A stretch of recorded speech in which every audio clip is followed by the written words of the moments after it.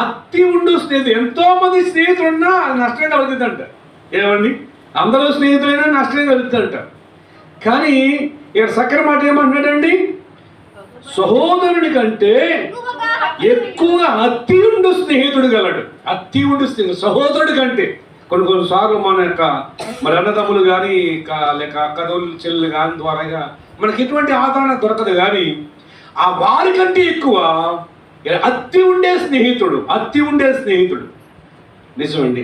నా జీవితంలో ఆయన చాలా పెద్ద. ఆయన మా పెద్ద అన్నయ్య గారి కంటే 3 ఏళ్ళు పెద్దడు. ఆయన నాకంటే మా 3 అన్నయ్య 3 సంవత్సరాలు పెద్దడు. మా 3 అన్నయ్య కంటే మా 2 అన్నయ్య 3 సంవత్సరాలు పెద్దడు. మా 2 అన్నయ్య కంటే మా పెద్దని 3 సంవత్సరాలు పెద్దడు. మా పెద్ద అన్నయ్య కంటే 3 సంవత్సరాలు పెద్దడు. మొత్తం ఎంత పెద్దడు చెప్పండి. నేను భలే కట్టారే. 4 3 12 సంవత్సరాలు పెద్దడు. ఏమండి, అప్పుడు నా వయసు ఏమండి ఎంత అంటే నాకు 12వ సంవత్సరంలో ఉండగా నేను 24వ సంవత్సరం. అప్పుడు ఈ స్నేహం మాకు. అంటే మా పొలం దగ్గర వాళ్ళ పొలం ఉండేది కాబట్టి వాళ్ళ పొలం విషయంలో లేక ఆయన విషయంలో నేను కొంచెం చెడ్డతో ఉండేవాడిని. అలాగే నా విషయంలో కూడా చాలా పరిస్థితి మా మీద అన్ని 3 కంటే నన్ను ఎక్కువ ప్రేమించేవాడు. ఒకసారి ఏమైందో తెలుసా, నాకు 90వ సంవత్సరంలో, అప్పుడు నాకు 30వ సంవత్సరం అనుకుంటాను, 30 28 90 అంటే 23 నుంచి 27వ సంవత్సరం. ఆ 27వ సంవత్సరం నాకు స్వాదన వచ్చి నన్ను మరి పోలీసు వాళ్ళ స్టేషన్ తీసుకుపోయారు. ఈయనకి ఏడు తెలుసా, నాతో స్టేషన్కి వచ్చేసాడు. ఎస్ఐ లేడు, రేపు పొద్దున్న ఎస్ఐ వస్తాడు కాబట్టి అందాక వరండాలో పడుకో, అంటే రూమ్లో పెట్టకుండా వరండాలో పడుకో అన్నాను. కొంచెం నేను కూడా ఆయనతో పడుకుంటాను, నేను లేకపోతే ఉండలేను. నా పక్కన ఆయన పడుకుంది. సుమారు అది 40 సంవత్సరాలు వయసండి. నాకు 27 సంవత్సరాలు వయసండి. అది కాదు, మీరు వెళ్ళిపోండి అని చెప్పండి. లేదు ఆ మాట అనకు, అసలు నేను విడిచిపెట్టను, నేను మీతోనే ఉంటాను అని చెప్పేసేసి వాళ్ళ అనుమతిస్తే నాతో పాటు జైల్లో ఉండడానికి ఇష్టపడుతున్నాడు ఆయన. అన్యుడు. నేను ఇది మాట చెప్తున్నాడు. ఎంతోమంది స్నేహితులు ఉన్నారు కానీ చెప్పుకోవడానికి ఎవరు లేరు. చెప్పుకోవడానికి ఎవరు లేరు. ఎంతోమంది ఉన్నారు. ఏమండి, నేను ప్రేమించవచ్చు, నన్ను ప్రేమించవచ్చు, కానీ కడ వరకు కూడా ఎవరున్నారు? నీ ఆపత్కాలంలో, నీ కష్టకాలంలో, నీ దుర్దశలో ఎవరున్నారు? వారు ఎప్పటికీ కూడా వారు మన మనసులో ఉండిపోతారు, మన హృదయంలో ఉండిపోతారండి. కనుక ఆ రాత్రి 11-12 అయ్యేసరికి ఎస్ఐ వచ్చాడు. అయ్యా లేడు, వచ్చాడు. ఎవరు అన్నారు? లేకుండా ఇంటి మీద చేస్తుంది, మొక్క బయట అన్నాడండి. బ్లాక్ వెళ్ళిపోమన్నారు. నేను దాడికి వెళ్తాను. నువ్వెవరు అన్నాడు? లేదండి, ఆయనతో కుదరదు, మీరు ఇక్కడి నుంచి వెళ్ళిపోవాల్సిందే అని పంపించేసినాడు. ఏడుతో వెళ్ళాడు. నేను ఆడలేదు.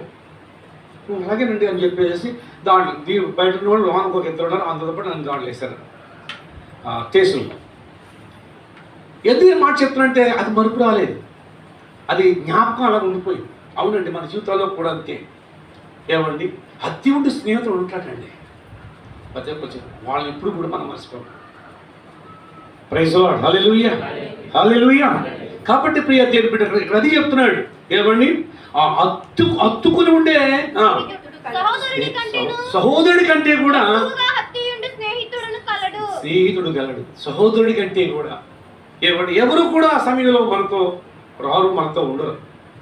ఏమండి, మన దగ్గర రారు, మన దగ్గరకు వస్తానికి భయపడతారు కొన్నిసార్లు.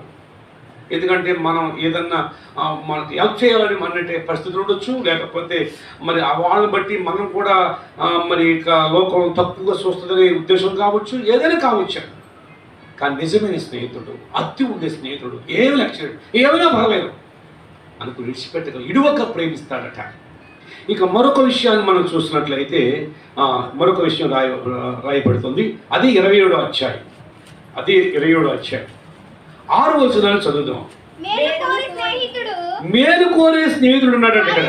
ఏమండి, ఏ స్నేహితుడు అండి? ఈయన మేలు కోరతాడంట, మేలు కోరతాడంట. మేలు కోరే స్నేహితుడు ఇదేంటిది? స్నేహితుడు కానీ గాయాలు చేస్తాడంట. స్నేహితుడు చెప్ప ఏం చేస్తాడంట? గాయాలు చేస్తాడంట. ఆయన మాటల్లో గాయాలు చేస్తూ ఉంటాడు. ఏమండి, కానీ స్నేహితుడే. ఎలాంటి స్నేహితుడు? మేలు కోరే స్నేహితుడు. ఏం చేస్తాడు గాయములు చేయును. అంటే ఉన్న విషయం నిర్మమాటంగా మాట్లాడుతూ ఉంటారు. మనలో లోపం ఉందనుకోండి, నీలో లోపం ఉందని ప్రతి సహోదరుడు లేక సహోదరు చెప్పలేదు. ఏదో అనుకుంటుంది లేక ఏదో అనుకుంటాడు, మనసు బాధ పెడతా ఎందుకులే పోనీలే అని చెప్పేసి ఏం చేస్తారంటే మంచిగానే మాట్లాడుతూ ఉంటారు. నువ్వు మంచిగా అప్పుడు ఏమవుతుందంటే నష్టపోతాడు నీ స్నేహితుడు. కానీ ఎవడైతే గాయం చేస్తాడో, అయ్యో నువ్వు ఈ రకంగా వెళతావు అనేది నీకు అది ఇబ్బంది కలిగింది నాయన, అది కరెక్ట్ కాదు, అది నువ్వు అలా కాదు, ఎలా ఉండాలి, నువ్వు ఇలా చేయాలి, నువ్వు అలాగ ఉంటున్నావు కదా, అలాగ ఉంటుంది, ఎలా ఉండాలి అని కొన్నిసార్లు ఏముంది గద్దింపు వస్తుందండి, గాయం చేసే పరిస్థితులు వస్తాయండి. కానీ అది మాత్రం ఆ స్నేహితుడు మాత్రం గుర్తిస్తే వాళ్ళు ప్రేమించాలి. ఎవరైతే మనల్ని గద్దిస్తారో మనం దిద్దుతారో వాళ్ళని ఎప్పటికీ కూడా ప్రేమించాలండి. వాళ్ళు ఎప్పటికీ మర్చిపోకూడదు. ఎందుకు గద్దించారు అంటే శత్రుత్వం కాదు, శత్రుత్వం ఏమీ లేదు, కానీ నేను నష్టపోతానేమోనని, నేను ఏమైనా అనేక రకాల ఇబ్బందులు పడతానేమోనని నన్ను గద్దిస్తున్నాడు అనే విషయాన్ని మనం గుర్తు చేసుకోవాలి. గాయం చేసే స్నేహితుడు కావాలి. ఈ గాయం చేసేవాడు ఏం చేస్తాడో తెలుసా, స్వాటను నీకు మేలు కోరతాడు. అంతేకాదు నేను తిట్టడానికి ప్రయత్నం చేస్తాడు. ఏ విధంగానైనా సరే నీవు పైకి రావడానికి ప్రయత్నం చేస్తాడు. అతను దావీదు విషయాన్ని గుర్తించాడు. ఏమన్నాడు, నీతిమంతులను కొట్టుట తైలాభిషేకం, వారు గద్దించుట నాకు ఉపకారం.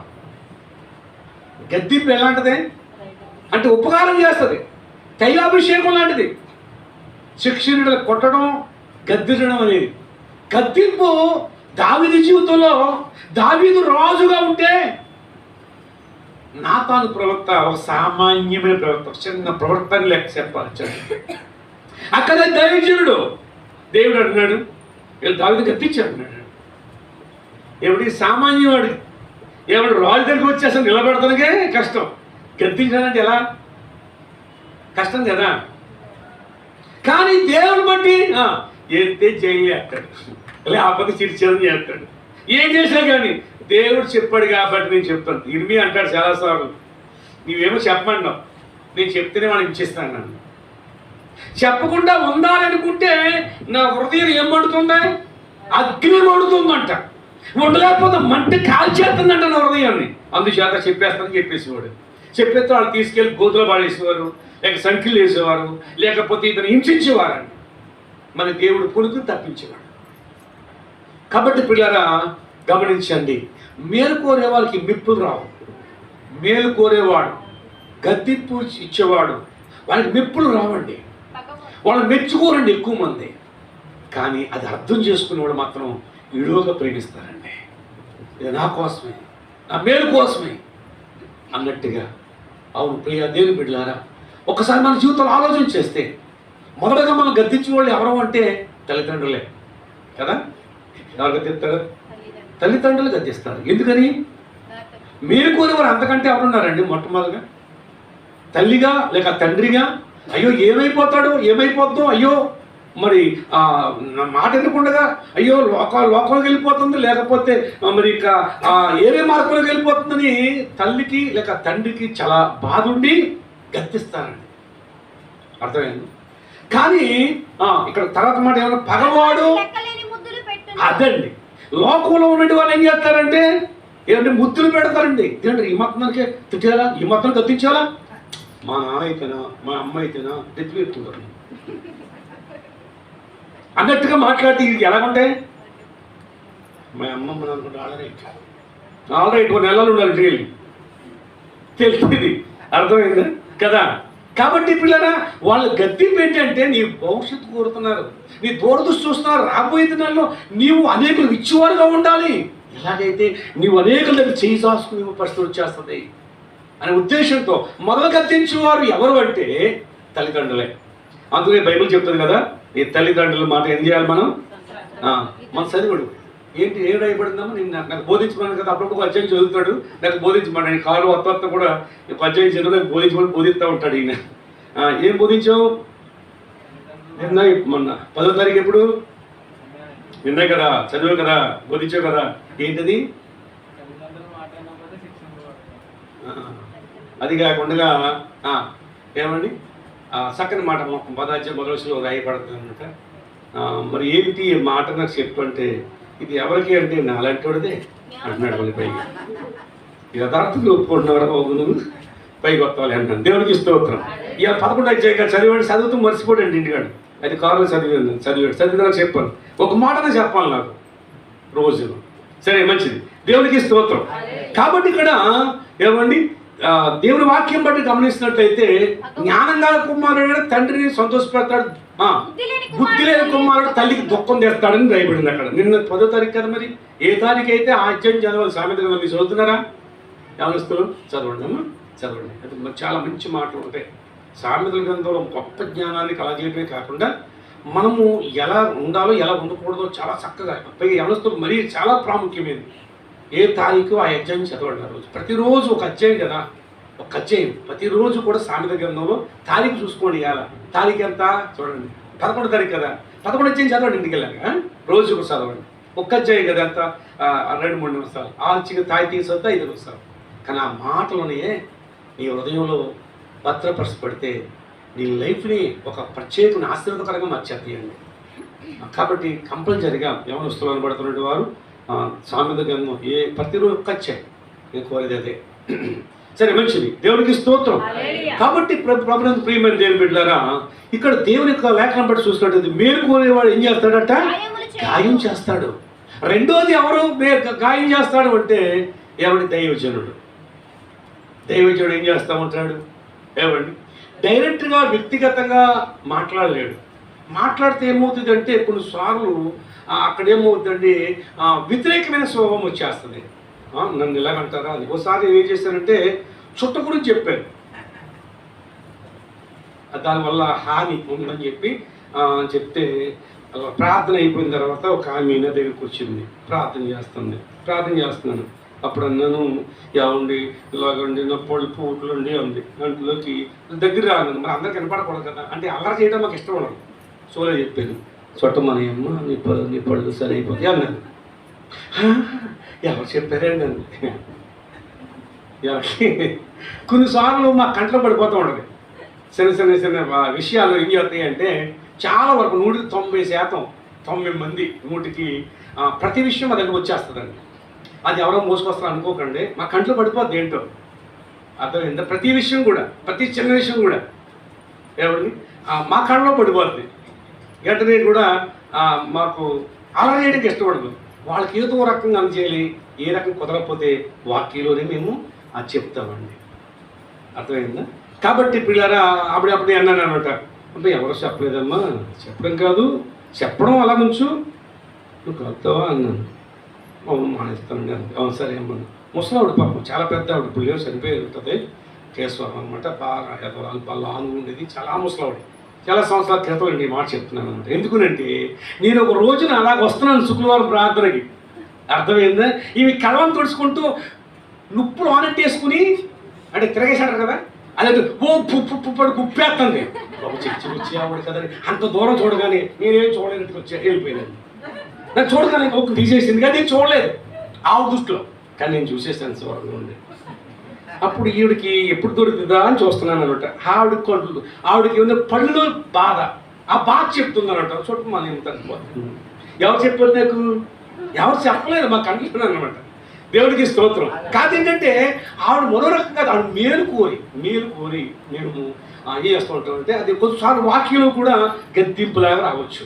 కానీ దాన్ని ఏం చేయాలంటే, నన్ను ఇలాగా గద్దిస్తాడా అని చెప్పి కొంతమంది మా మీద తిరుగుబాటు చేసిన వాళ్ళు కూడా ఉన్నారు.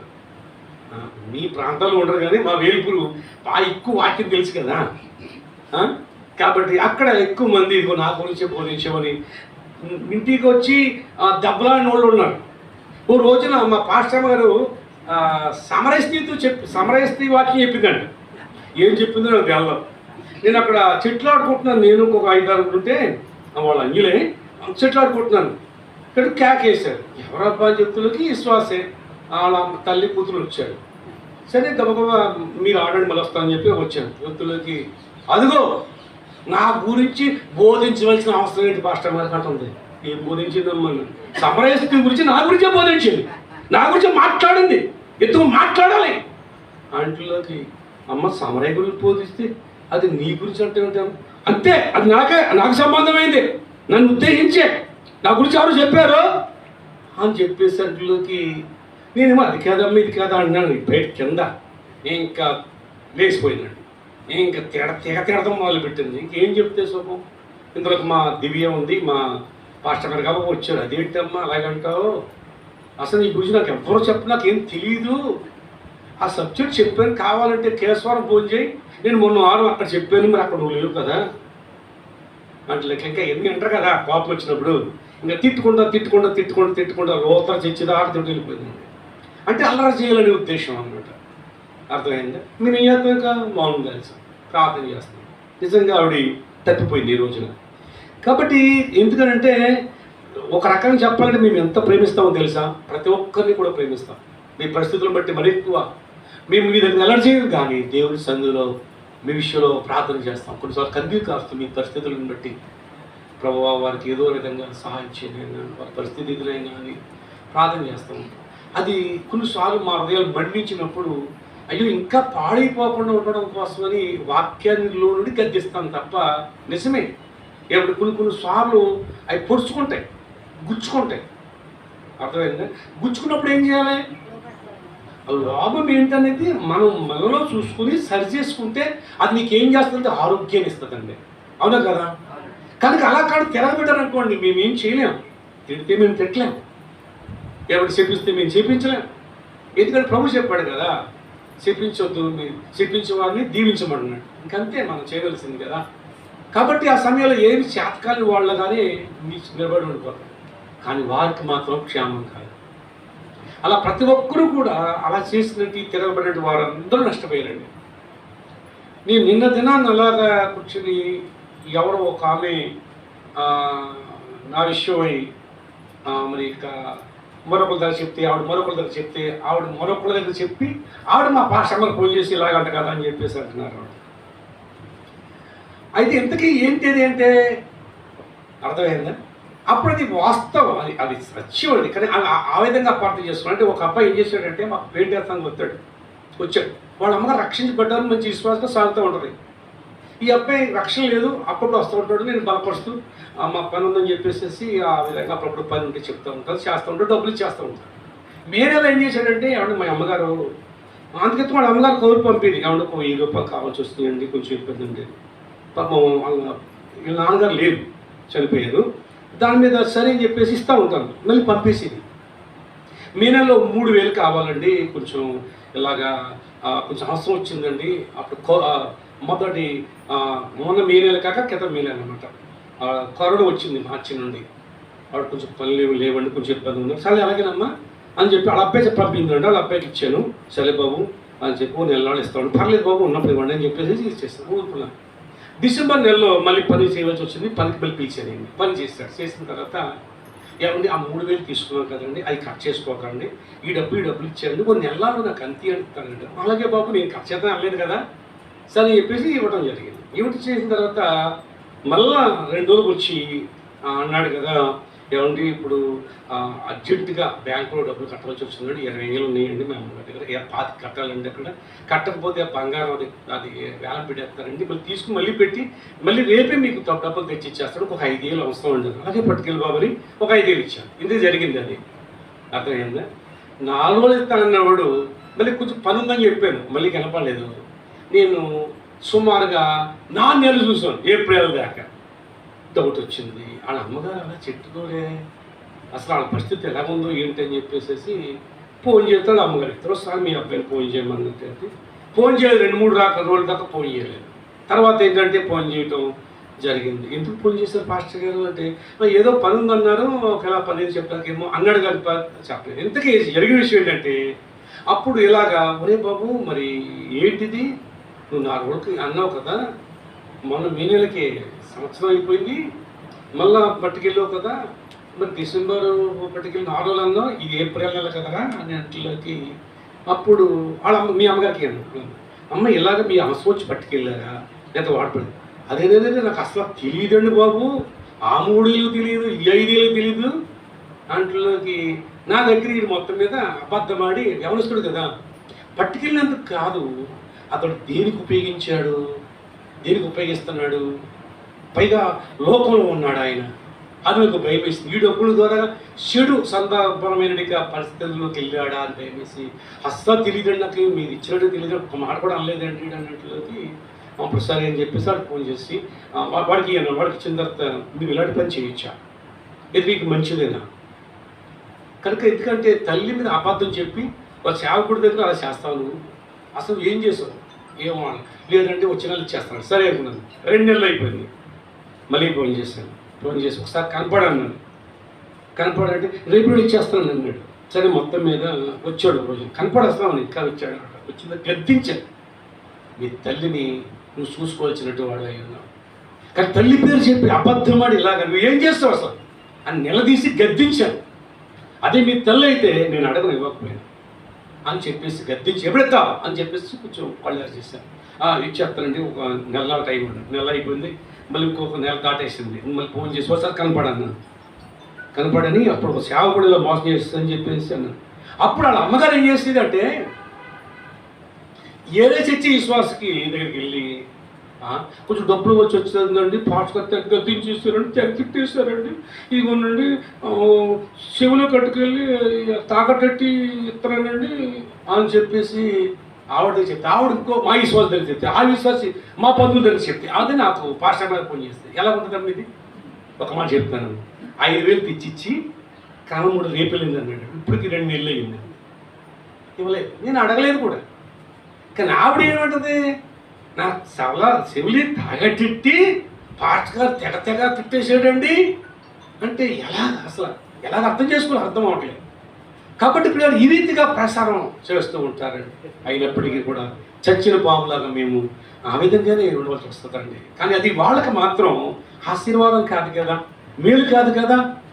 ఆవిడ మానేసింది పైగా ఈ విధంగా. అంటే నేను అడిగిన తర్వాత అడిగక ముందే మానేసింది. అంతకుముందు చెప్పింది, వాళ్ళ అమ్మగారు చెప్పారు, వాళ్ళ దగ్గర అప్పుడు వీళ్ళ దగ్గర అప్పుడు అంటాడండి. 4 సంవత్సరాల క్రితం చెప్పింది. తెచ్చిన తర్వాత వాళ్ళతో మాట్లాడుకుంటాడు. వాళ్ళతోటి మాట్లాడేటప్పుడు కదా మరి బాధ్యత తీర్చాలి కదా అంటాడంట. అది నిజంగా అంతలాగా అంటాడంటే నిజంగా అది చేసాడండి. ఇలా పట్టుకెళ్ళిన తర్వాత డిసెంబర్ తర్వాత ఆవిడ ఇక్కడ మానిపించేశాడు చర్చికి. మరి ఎక్కడికి వెళ్తారో తెలియదు కానీ చర్చికి మాత్రం మానిపించేశాడు. అంచేది ఏం తెలుసుకుంటే 4 నెలల తర్వాత పనిచేశాడు అనమాట. ఇలాంటి పరిస్థితులన్నీ కూడా అవును ప్రియ దేవుని బిడ్డలారా, చాలాసార్లు ఇలాంటి పరిస్థితులు వస్తాయి. ఏంటంటే గద్దించే వాడికి చాలా అవమానాలు ఎదురవుతాయి, నిందలు ఎదురవుతాయి, లేనిపోని అభండాలు వేస్తూ జరుగుతూ ఉంటాయి.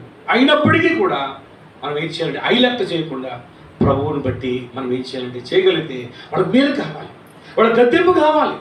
ప్రియ దేవుని బిడ్డలారా, అలాంటి సమయంలో కొన్ని సార్లు నేను అంటాను, ఎప్పుడైనా మీకు గద్దెంపు వచ్చింది అనుకోండి, మీరు ఏం చేయాలంటే మీలో లాభం గుర్తించి ప్రభువు చెప్పుకోవచ్చు. నాకు మనుషులకు చెప్పాల్సిన పని లేదు.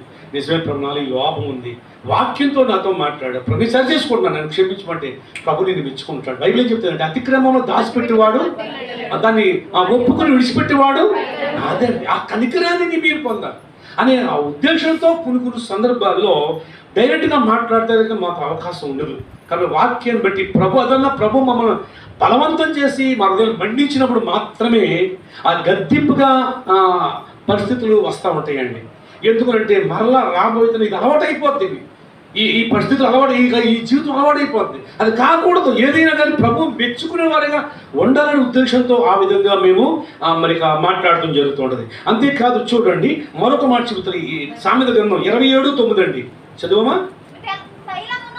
అమ్మా, తైలమును అత్తరును హృదయమును సంతోషపరుచునట్లు చెలికాని హృదయములో నుండి మధురమైన మాటలు హృదయమును సంతోషపరుచును అని రాయబడుతుందండి. తైలము అత్తరు ఎటువంటి హృదయాన్ని సంతోషపరుస్తుంది, ఎంత సువాసన అని చెప్పి ఎంతగా సంతోషపరుస్తుందో సిలికాని మాటలు. ఏమండి, నిజమైన స్నేహితుని మాటలట నీ హృదయంలో అంత సంతోషాన్ని ఇస్తుంది అన్నట్టుగా ఉందండి పిల్లరా. అవును. కాబట్టి దేవుని వాక్యాన్ని మనం గమనిస్తే ఇంకొక విషయాన్ని కూడా చెప్తాను. చూడండి, 27వ అధ్యాయం సామెతల గ్రంథంలోని 27వ అధ్యాయం 10వ వచనంలో కూడా చదువుతామండి. నీ స్నేహితుడినైనను నీ తండ్రి స్నేహితుడినైనను విడిచిపెట్టొద్దు. ఆ నీ సహోదరుని ఇంటికి వెళ్ళకుము, ఆ. దూరములోనున్న నీ సహోదరుని కంటే ఆ. దగ్గరనున్న పొరుగువాడు వాసి. దేవునికి స్తోత్రం. నీ స్నేహితుడు కానీ నీ తండ్రి స్నేహితుడు కానీ మర్చిపోవద్దు, వారు విడిచిపెట్టద్దు అని దేవుని వాక్యం చెప్తుందండి. ఎందుకంటే నిన్ను అద్దీ ఉండే స్నేహితుడు, నీ మేలు కోరే స్నేహితుడు ఎప్పటికీ కూడా విడిచిపెట్టకూడదండి. అవునండి, ఎందుకంటే నిన్ను దిద్దే వారు నీకు అది గద్దించు అవసరం. అందరూ గద్దించలేరండి, గద్దించలేరు. ఎందుకో తెలుసా?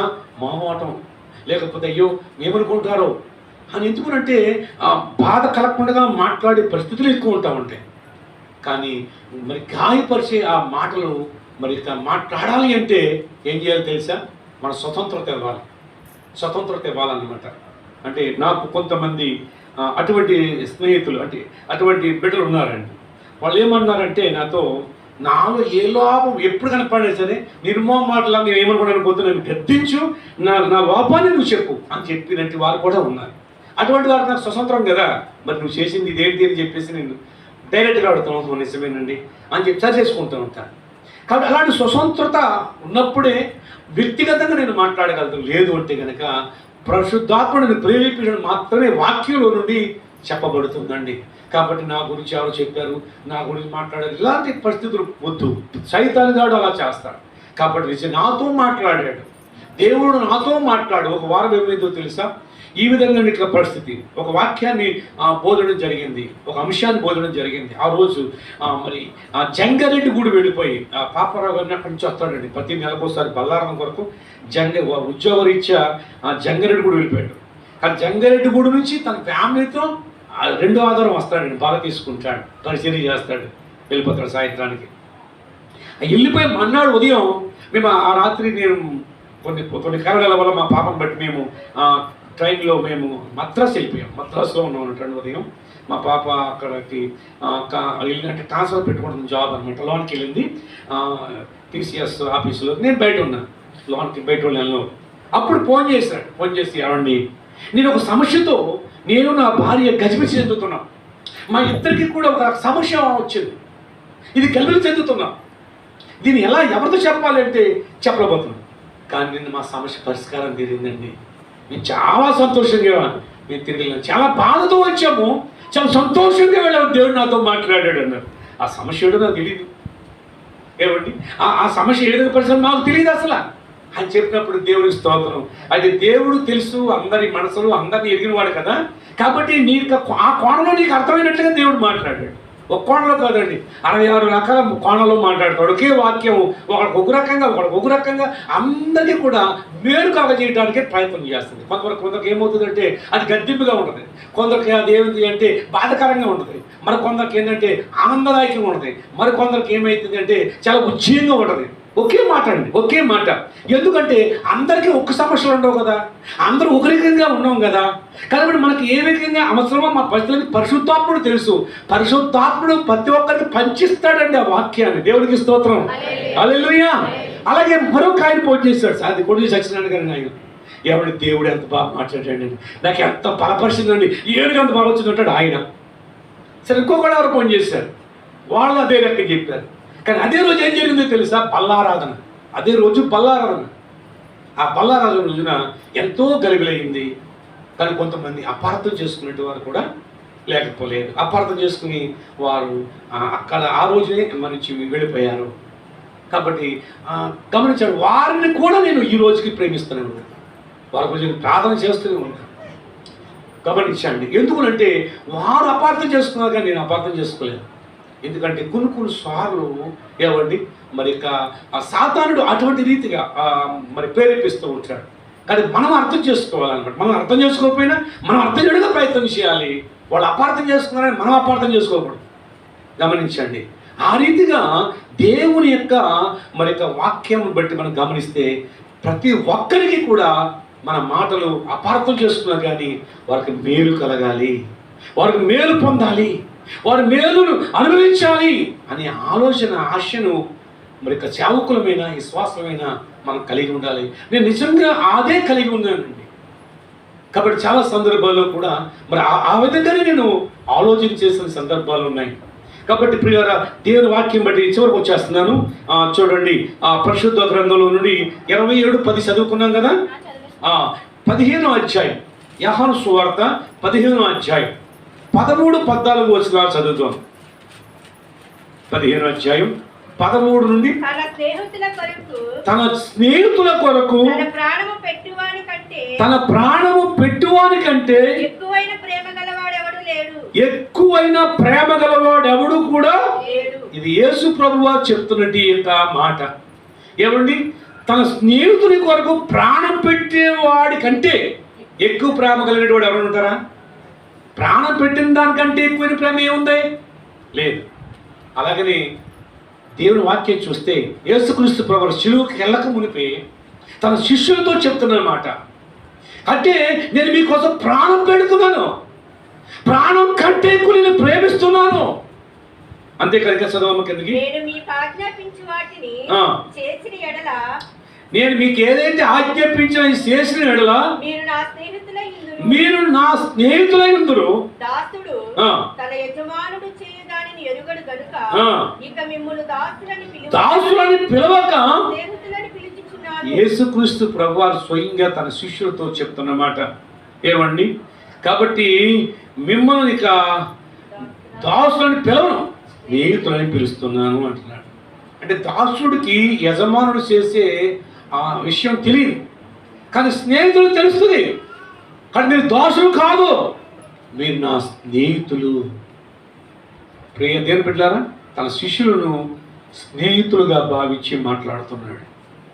కనుక తన స్నేహితుని కొరకు ప్రాణం పెట్టిన వానికంటే ఎక్కువైన ప్రేమ గలవాడు ఎవడునో లేడు అని ఆ 13వ వచనంలో రాయబడుతుంది కదా. ఎవరు ప్రాణం పెట్టినట్టు స్నేహితుడు అంటే మన ప్రభువుని యేసుక్రీస్తు అండి. మన యేసుక్రీస్తు నీ కోసం ప్రాణం పెట్టాడు. ఆయనే అన్నాడు, నీకు స్నేహితుడు, ప్రాణ స్నేహితుడు, నా ప్రాణ ప్రియుని కొరకు అంటదండి సోలమ్మతి పరమగీతలే కదా. ప్రాణప్రియుడు అంటే అర్థం ఏంటి? ప్రాణప్రియుడు అంటే నా కోసం ప్రాణం పెట్టడానికి సిద్ధంగా ఉన్నవాడు అన్నమాట. నా కోసం ప్రాణాన్ని అర్పించడానికి సిద్ధంగా ఉన్నవాడు ప్రాణ ప్రియుడు. ఈ ప్రభువు మనకి ఎలాంటి స్నేహితుడు అంటే ప్రాణ స్నేహితుడు. మిమ్మల్ని స్నేహితులుగా భావించాడు అని చెప్తున్నాడు. అంటే ఆయన మనం స్నేహితులుగా భావించాడు. మనం ఎలా భావించాలి? ప్రాణ స్నేహితుడిగా భావించాలి. ఎందుకంటే ఆయన నీ కోసం నా కోసం ఏం పెట్టాడండి? మనం అడిగితే పెట్టాడా? మనకు తెలియదు అసలు. ఆయన ప్రాణం పెడితే తప్ప మనకి రక్షణ కలగదు. మనల్ని స్నేహితులుగా భావించి స్నేహితుని కొరకు ప్రాణం పెట్టుకునే వానికంటే ఎక్కువని ప్రేమ ఏదీ లేదు. కానీ ఆ ప్రేమ నేను మీకు పంచుతున్నా. మీ కొరకు మీరు నా స్నేహితులు కాబట్టి నా స్నేహితుల కొరకు ప్రాణం పెడుతున్నాను. అంతకంటే ప్రేమ అనేది లోకంలో లేదు అని మిమ్మల్ని దాసులుగా మరి పిలవడం నాకు ఇష్టం లేదు. దాసుడు యజమానుడికి దూరం ఉంటాడు, ఆజ్ఞాపించి చేస్తూ ఉంటాడు. యజమానుడి మనసులో ఏముందో తెలియదు, కానీ స్నేహితుడి మనసులో ఏముందో స్నేహితుడికి చెప్తాడు ఆయన. అందులో అబ్రహాము దేవుడి స్నేహితుడు అనే మాట ఎందుకు వచ్చిందని తెలుసా? అబ్రహాముకి తను చేయబోయే చెప్పకుండా దాద్దామా దాయకూడదు దాయలేను అని అబ్రహాముని దేవుడు స్నేహితుడుగా భావించి చేయబోయేది అబ్రహాముకు తెలియజేస్తాడండి. Praise the lord. అందుకే అబ్రహాము దేవునికి స్నేహితుడని మీరు రాశారు కదా. ఎన్నిసార్లు ఉంది? 3 సార్లు ఉంది. ముమ్మారు చెప్పబడింది బైబిల్లో. అబ్రహామునే కాదు, అలా నిన్ను కూడా ఆయన స్నేహితుడిగా భావించాడు. అందుకని ఆయన మనసులోని మాటలన్నీ కూడా ఆ వాక్యం ద్వారా బైబిల్ ద్వారా మనకి తెలియజేస్తూ ఉన్నాడు. మన ఎడల ఆయన అపారమైనటి ప్రేమ కలిగి నిజమైన స్నేహితుడు హత్తి ఉంటాడట, ఇడువగా ప్రేమిస్తాడంట. అవునంటాడు కదా, నిన్ను ఇడువను. ఎవరండి? ఎవరైనా సరే లోకంలో విడిచిపెట్టి వాళ్ళన్నా విడిచిపెట్టేస్తారు, మనమన్నా విడిచిపెట్టిపోతాం. కానీ ప్రభు ఎప్పటికీ విడిచిపెట్టేవాడు కాదు. ఎప్పటికీ ఆయన నిన్ను ఇడువాడు, నిన్ను ఎడపాయాడు. పరిస్థితులు ఎలాగైనా ఉండొచ్చు. ఏవండి, మరి మంచిగా ఉండొచ్చు, లేకపోతే కష్టాలుగా ఉండొచ్చు, సంతోషంగా ఉండొచ్చు, దుఃఖంగా ఉండొచ్చు, రకరకాల ఎలాంటి పరిస్థితులు అయినా సరే నిన్ను ఆయన విడివాడు, విడిచిపెట్టాడు. అవునండి, ప్రభు మొట్టమొదటిగా దేవుని యొక్క పరిచర్య కొరకు పిలిచినా కానీ భయపడుతున్నాను, ప్రార్థన చేస్తున్నాను. వాడు ప్రభు నాకు ఇచ్చింది ఇదే, నిన్ను నేను విడిచిపెట్టనన్నాడు. నేను నీకు తోడుగా ఉంటానన్నాడు, నీకు సహాయం చేస్తానన్నాడు. నువ్వు ఎక్కడికైతే అడుగు పెడతావో అక్కడ నేను ఉంటానన్నాడు. అదేనండి, అదే మాట అండి నా హృదయంలో ముద్రించుకున్నాను. తర్వాత ఎన్నో ప్రతికూలమైన పరిస్థితులు వచ్చాయి, ఎన్నో అవమానాలు ఎదురయ్యాయి. నేనేమి భయపడాను, ఎందుకంటే ఆయన ఉన్నాడు కదా, నేను ఎక్కడ అడుగుపెట్టాలి ఉంటాను కదా, అదే ధైర్యం అండి. ఒకసారి కేదారపల్లి ఏమైందంటే మా పాస్టర్ గారు వాళ్ళ చర్చిలో విశ్వాసం అంట ఆవిడ, వాళ్ళ అబ్బాయి మీద దెయ్యం పడితే వెళ్తున్నాడు. ఆ దెయ్యం పట్టలకి అందరినీ ఇసిరేస్తున్నాడు అనమాట, కొట్టేస్తున్నాడండి. వాళ్ళ అన్నయ్య వాళ్ళ తండ్రి గారు కూడా ఉన్నారు. వాళ్ళు కూడా వాడిని వాడిని సాధుపరచలేకపోతున్నారు అనమాట. ఇసిరేస్తాడు ఇల్లు వాళ్ళు అందరినీ కూడా. మొత్తం మీద గట్టిగా పట్టుకుని ఒక ఆమె వెళ్ళింది, వాళ్ళ పేర్లు చెప్పను కానీ ఒక ఆమె వెళ్ళింది. హాస్పిటల్ ల్యాప్లాంట కొట్టేసి వాళ్ళ ఆయన రక్షణ పెట్టారు కానీ ఆవిడ రక్షణ పడలేదు, కొట్టేసింది. అయితే కొట్టగాని అంటుంది ఏమంటే తెలుసా, నీ బ్రతుకు ఎవరికి వెళ్దా, నువ్వు ఇలా చేయలేదమ్మన్నా, నువ్వు అలా చేయలేదని చెప్పి ఆమె ఏం చేద్దని చెప్పేస్తుందండి. పరుగు ఆవిడ. మళ్ళీ ఇంకొకటి ఇద్దరు వెళ్ళారండి. ఏంటి ఎగురుతున్నావు, ఏంటి ఎదవ మాట్లాడుతున్నావు అంటే అందులోకి, నువ్వు మనం ఇలా చేయలేదా, నువ్వు అలా ఏళ్ళిద్దరు గురించి చెప్పేస్తుందండి. ఎవరు బాబు అని చెప్పి మొత్తం అందరూ సైలెంట్ అయిపోయి ఎల్లుందరినీ కూడా ఏం చేస్తుందో తెలుసా, ఇలా కాదురా, పాస్టర్ గారు తీసుకురండి అన్నారండి. అంటే వాళ్ళ పాస్టర్ గారిని, అంటే మా పాస్టర్ గారు కూడా ఆయనే కదా, నీ సేవలు ప్రారంభంలో అన్నట్టు. ఇప్పుడు అంటే వెళ్ళండి, ఆయన కర్ణాటకలో ఉన్నాడు, ఆయన ఇక్కడ లేడు, వెళ్ళండి. నిజంగా కర్ణాటకలో 2 రోజుల క్రితం. ఎవరికి వెళ్దాం, వాళ్ళు ఎవరికి తెలియదండి. వాళ్ళ పెద్దమ్మాయి గారిది కేజీఎఫ్ అనమాట, వాళ్ళ అమ్మాయి దగ్గరికి వెళ్ళారు ఆయన.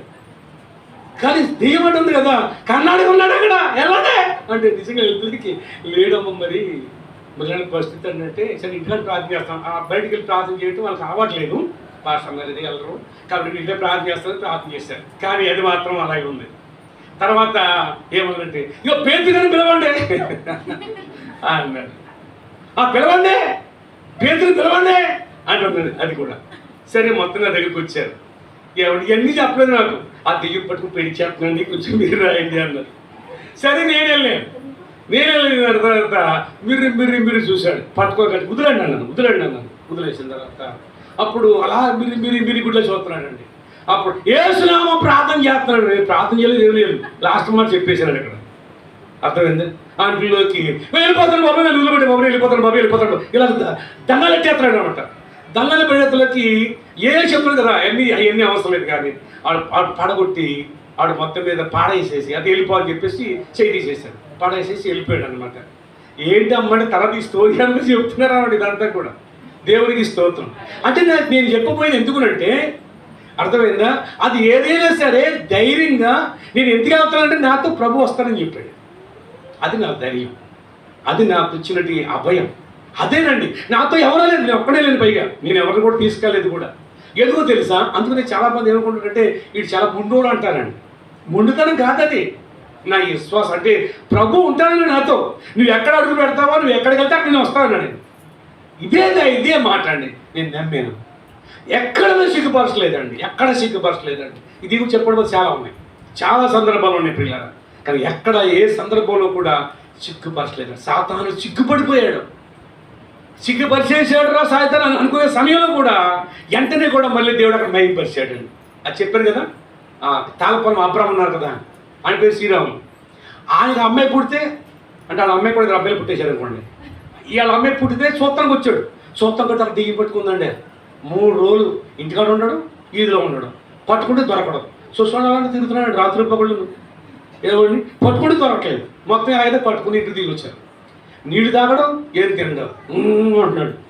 7 గంటలకి నేను రామబోతున్నా అంటున్నాడు. అంతే పరిస్థితి. అప్పుడు సరే మా ఇంటికి వచ్చి వాళ్ళందరూ అన్యులే, ఈయన అన్యుడే. సరే చేతులకి దిగుడు దర్శనం ఇచ్చాడు 2 రోజుల క్రితం. ఒక దురాత్మ ఒక వ్యక్తిని పడుతుంది, నా దగ్గరికి వచ్చినట్టు ఇద్దరు నేను తీసుకెళ్ళినట్టు ప్రార్థన చేస్తే అది పోయినట్టుగా దేవుడు దర్శనం చూపించాడు. నేను శుక్రవారం లక్షవారం వచ్చింది, శుక్రవారం చెప్పాను ఆ సాక్ష్యం. మరి శనివారం ఎప్పుడో వాళ్ళు నా దగ్గరికి వచ్చారు. నేను ప్రార్థన చేసుకున్నాను 10 మంది ఒక ఇంట్లో. సరికి వచ్చి ఏమన్నా కొంచెం మిమ్మల్ని రమ్మన్నారంటే కొంచెం ఎలాగంటే సరే నడని చెప్పేసి వెళ్ళిపోయాను. సరే ప్రార్థన చేసిన తర్వాత కానీ 2-3 సార్లు అది నాకు మొట్టమొదటి దెయ్యాలను మొట్టమొదటి సేవ అది దెయ్యాలే. నాకు ఎక్కడికి వెళ్ళి దెయ్యాలేనండి బాబు.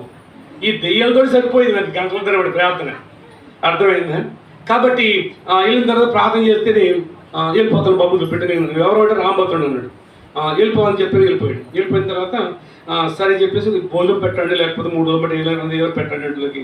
క్యామూత్రం మళ్ళీ వచ్చేస్తున్నాడండి. ఇలా కదని చెప్పి అక్కడ ఇంటి ముందు వెళ్తాను, రోడ్ల కింద ఉందండి.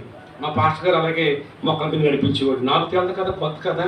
సరే చెప్పి మొక్కల మీద అని చెప్పేసి ఏ సక్కం చేయమి నడిపిస్తాను ఇటు అటు వెళ్ళిపోతాను మళ్ళీ వచ్చారు, మళ్ళీ నడిపిస్తున్నాను. ఇలాగ 3వసారి నడిపించినప్పుడు సరిగ్గా ఆ ఊరికి పెద్ద వాళ్ళ అమ్మగారు అనమాట, మీకు కూడా తెలిసి ఉండొచ్చు. ఆవిడ వచ్చేసింది. ఎవరెవరెవరెవరా చంపేస్తా, వీళ్ళ బంధువులు అంటున్నారు, బంధువులు చంపేస్తావా, దెయ్యం లేదు, గాడు గుట్టు లేదు, దెయ్యం లేదు, దేవుడు లేదు అని చెప్పేట్లోకి ఇంగ్లీష్ పెట్టేసాను. ఊరు పెద్ద నూరు ఆవిడది, ఉండడానికి ఎంత ఉంటుంది ఆవిడ పెద్ద నూరు. అర్థమైంది ఏంటన్నా ఆయన తండ్రి ఆయన స్తోత్రం ఆయన మనసు అనుకుంటున్నాను, ఏం చేయాలి నాకు అర్థం అవ్వలేదు. వదిలేసిన తర్వాత అప్పుడు అలా కూర్చోబెట్టారు. నేను అలాగే ఉన్నాను. ఆడు పడ ఊళ్ళో సగం జనం అక్కడ ఉన్నారు. చూస్తున్నాను దిగట్టిందంట, మాట్లాడుతుందంట. అది విచిత్రంగా ఆ రోజుల్లో. సరే నేను అలాగే చూస్తున్నాను. నేను ఇప్పుడు బడబడబడబడ మాట్లాడేస్తుందండి. ఏమండి ఆ దెయ్యం లేదు, దెయ్యం అంటారు, అటు కుట్టంటారు, అది అంటారు, ఏ రకంగా అనేస్తుందండి. నేను అలాగే ఉన్నాను. ఈ లోపల నువ్వు మాట్లాడుతున్నా అంటే ఏయ్ అన్నాడు. ఎవరంటే ఆయనే, దెయ్యం లేదు ఆయనే. నీకు తెలుసా దెయ్యం లేదా? 3 రోజులు మాట్లాడుతుంటే మాట్లాడట్లేదు, పీకెత్తుకున్నాడు అక్కడ. కొప్పుగుద్దుతో పొడిచేస్తాడు రోజులు. నేను ఇంటికాడ కూర్చుందని తీసిపోతాడు అన్నాడు శ్మశానంలోకి. మాట్లాడట్లేదు, దెయ్యం లేదా? ఆ దెయ్యం లేదు బాధపడింది, ఇప్పుడు వెళ్ళిపోతుంది విడిచిపెట్టి అన్నాడు. స్తోత్రం నాయన. నిజంగా ఊళ్ళంతా 100 కేజీలు బరువు దిప్పినట్టు అయిపోయింది. నిజంగా అక్కడైతే నోరు మూసుకుంటే అయిపోయింది కదా. అప్పుడు ఆవిడ మెల్లగా చెప్పిపోయింది. అప్పుడు అక్కడ నిజంగా దేవుడు ఆ కుటుంబం రక్షించబడింది.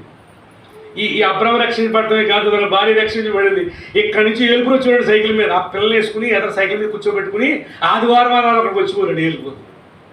ఆ విధంగా ఆయనను బట్టి దేవుడిని ఇక్కడ తీసుకురావటం, కేసరం తీసుకురావటం, ఇదంతా తిప్పడానికి దెయ్యం చేసిన మేలు. ఆయన దెయ్యమే పట్టకపోతే ఈ ప్రాంతానికి రావడానికి మార్గమే లేకపోతే. కొన్ని సార్లు అండి కీడు కూడా మేలు అవుతుందండి. దెయ్యాలు కూడా కీడు చేస్తాయనుకుంటారు, కానీ దాని వెనకాల దేవుడు దాన్ని ఉపయోగించుకుని మేలు చేస్తాడు. దేవుడికి స్తోత్రం, హల్లెలూయా. అవును ప్రియ దేవుని బిడ్డలు, ఈ రకంగా చూసినప్పుడు చాలా సార్లు చిక్కుపడిపోయాము అనే పరిస్థితి. అదే కాదు, శాంపుల్ చెప్పానండి, ఇంకా అలాంటి చాలా ఉన్నాయి ప్రియులారా. కానీ అలాంటి పరిస్థితుల్లో ఎప్పుడు చిక్కుపడడం లేదండి దేవుడు. కనుక ఎక్కడ నేను భయపడలేదండి ఇప్పటికీ కూడా, అప్పుడు ఇప్పుడు ఎప్పటికీ కూడా. ఎందుకనంటే ప్రభు చవైందుకు వెళ్ళిపోతాను రెడీగా ఉన్నాను. దేవుడికి స్తోత్రం, హల్లెలూయా. నేను ఎప్పుడు కూడా సిద్ధంగా ఉంటానండి. ఒక ప్రభు వచ్చి రమ్మంటే అది ఏ విధంగా సరే నేను రెడీ అంటానండి. నేను అడగను, ఆయుష్ అడగను. ఎందుకంటే ఇక్కడ పని లేనప్పుడు ఎందుకు, ఇంకా పని అయిపోతేనే తీసుకుంటాడు ఆయన. అందుచేత నేను రెడీ అంటాను. అది చెప్తాను మా పిల్లలకి కానీ మా పాస్టర్ గారు కానీ. నీకంటే ముందు నేను వెళ్ళిపోతానంటారు మా పాస్టర్ గారు. మన చేతిలో లేదు, ఆయన చెప్తాను నీకంటే 13 ఏళ్ళు పెద్దోడు కాబట్టి 13 ఏళ్ళు ముందు వెళ్తాను, అక్కడ నీకు కోసం ఎదురు చూస్తాను అంటాను నేను సరదాగా జోక్గా. ఎందుకంటే అది ఆ విధంగా మనం ఆయన చెవలేకుండా ఏం కాదు. ప్రైజ్ లార్డ్, హల్లెలూయా. కాబట్టి ఆ విధంగా ప్రియమైన దేవుని బిడ్డలారా, ఆయన నీకు ప్రాణ స్నేహితుడిని గుర్తించాలి. దావీదుని ఏమండి మరి ఇక ఎవరండి ఆయన ఏమవుతాడు కదా, ఎలా భావించాడంట? ప్రాణ స్నేహితుడిగా భావించాడని రాయబడింది. ప్రాణ స్నేహితుడు 18వ అధ్యాయంలో రాయబడింది. ప్రాణ స్నేహితుడిగా భావించాడంటండి దావీదుని.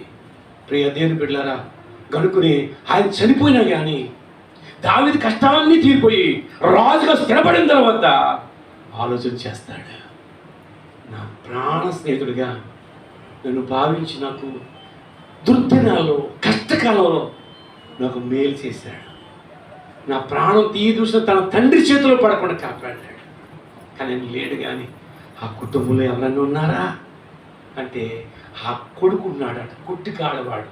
ఏం పేరు? మెఫీబోషెతు.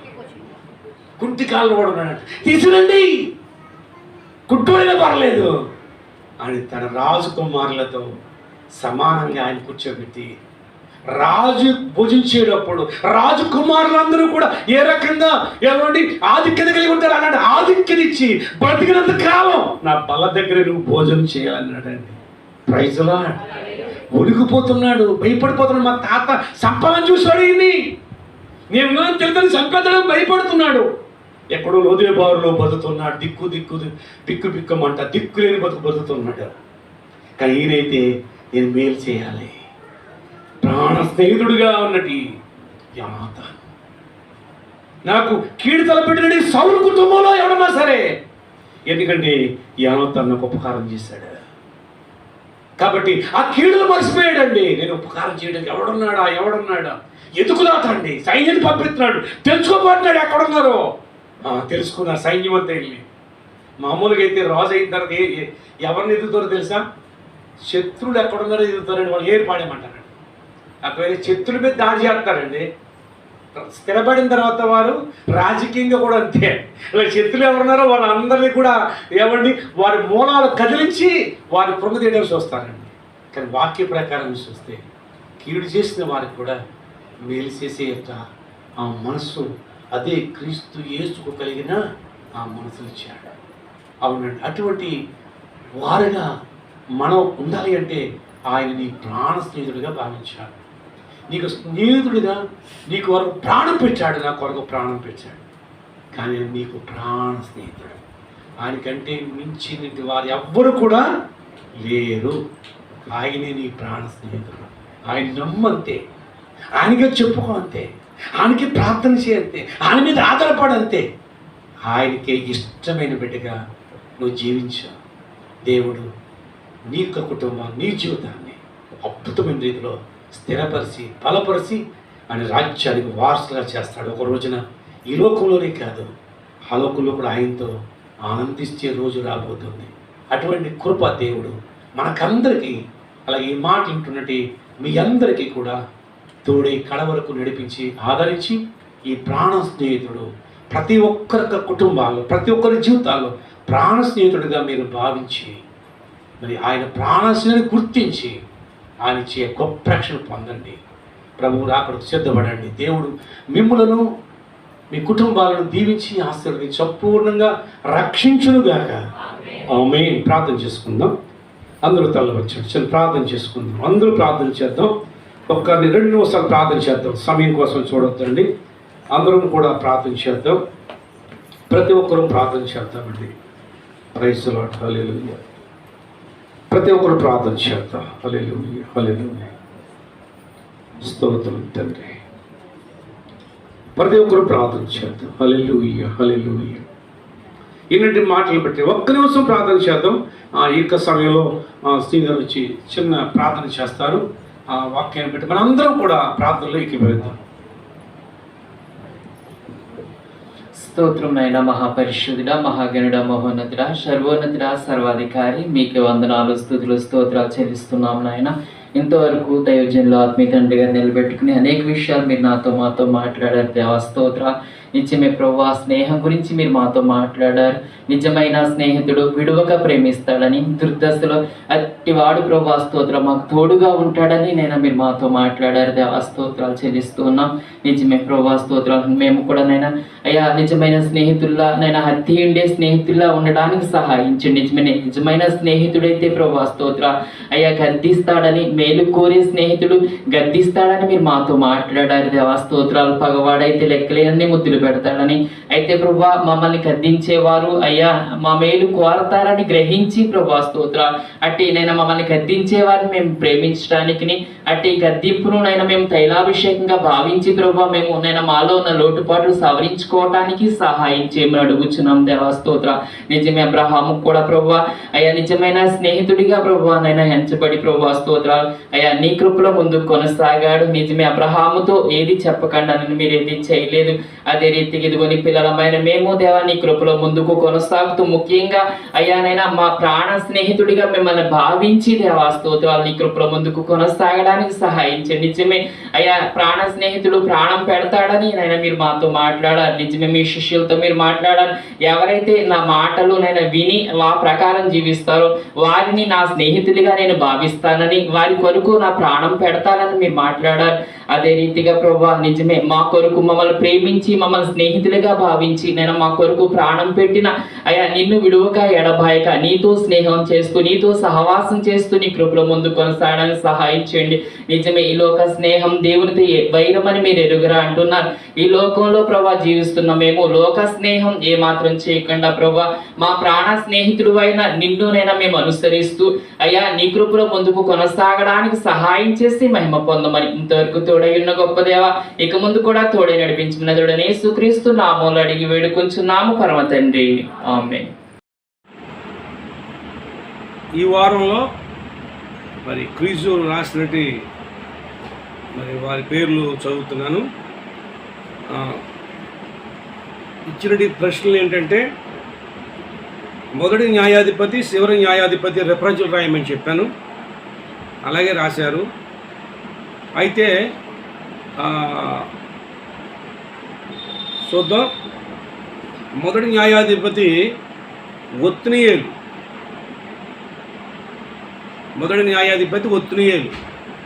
చివరి న్యాయాధిపతి సమూయేలు. గమనించారా? మొదటి న్యాయాధిపతి ఒత్నియేలు, చివరి న్యాయాధిపతి సమూయేలు. అలాగనే తర్వాత రెండవ ప్రశ్న ఏంటంటే, బైబిల్లో పాత నిబంధన వరకే చెప్పాను నేను. మొదటి ప్రవక్త ఎవరు, చివరి ప్రవక్త ఎవరు అని చెప్పి పాత నిబంధనలో మట్టికి మాత్రమే రాయమన్నా. కొంతమంది అర్థం కాలేదు, కొత్త నిబంధనలు కూడా రాశారు బాప్తిస్మ యోహానని. కానీ పాత నిబంధనలో మట్టికే రాయమన్నాను. కొత్త నిబంధనలు ఏంటంటే కన్ఫ్యూజ్గా ఉంటుంది మీకు.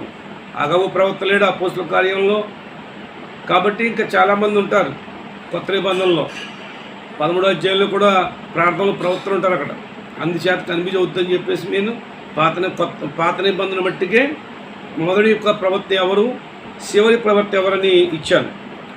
కాబట్టి మొదటి ప్రవక్త ఆనోకు, చివరి ప్రవక్త మలాకి. ఇది రెండవ ప్రశ్న. మూడవ ప్రశ్న ఏంటంటే, భూమి మీద ఉండకుండా తుడిచివేయుదును, రెఫరెన్స్ ఆదికాండము మరి 6వ అధ్యాయము. అలాగే ఊడ్చివేసేదను జపన్య గ్రంథం. ఈ మూడో ప్రశ్న మాత్రం అందరూ రాసేస్తారు. రెండవ ప్రశ్న మరి ఆశ రాసింది, కానీ మొదటి ప్రశ్న కొంచెం రాంగ్ అయింది. తర్వాత కరెక్ట్ ఆన్సర్ ఒకే ఒకరు రాశారు, కృపా వేల్పూరు